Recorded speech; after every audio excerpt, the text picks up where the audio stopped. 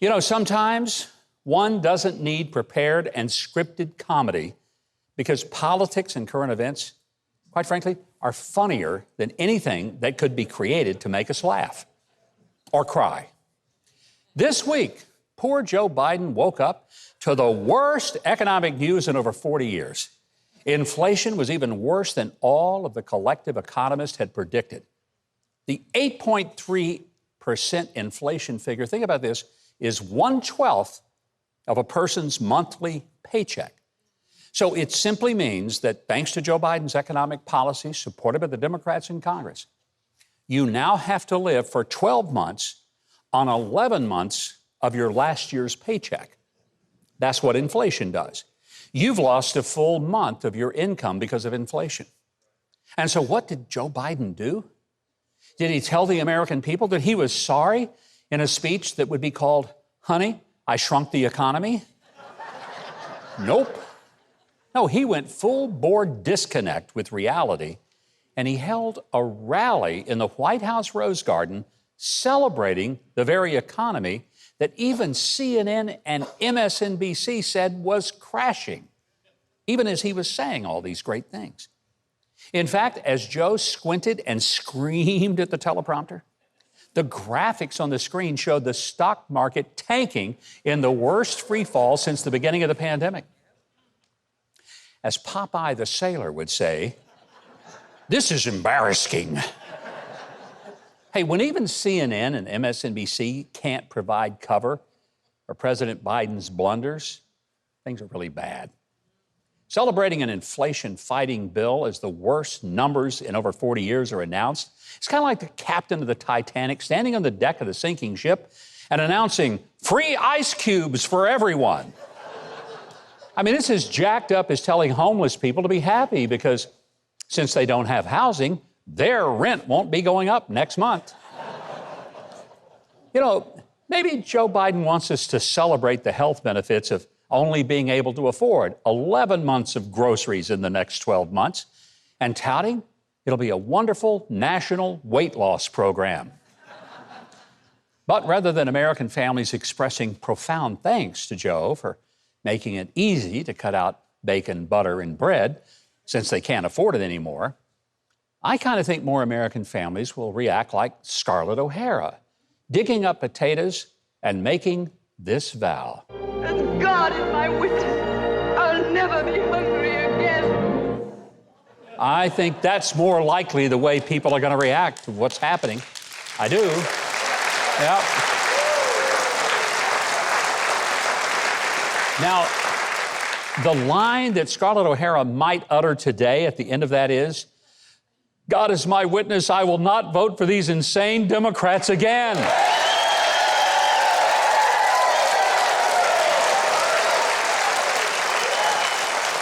But if you think your family is better off under these guys, then at least for now, hey, elections allow you to vote for whomever you want.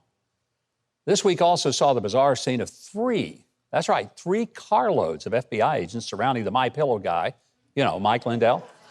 If you watch Fox, he's on every 23 seconds. He's on. They went and they rounded him up at the drive-thru at a Hardee's restaurant in Minnesota and confiscated his cell phone. I mean, do they really need 3 carloads of agents for that? And why the drive-thru at a Hardee's? I mean, maybe they were there to buy a Big Star burger and they saw Mike Lindell and maybe they feared he might start a pillow fight, so they roughed him up a bit and took his phone. What on earth has happened to the Department of Justice?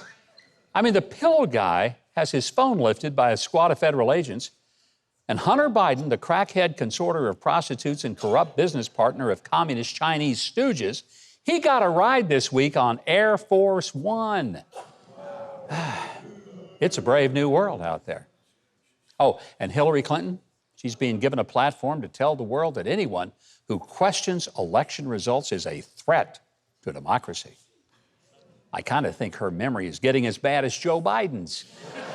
Because she said for years after the 2016 elections that the election was stolen from her and that Donald Trump wasn't the legitimate president.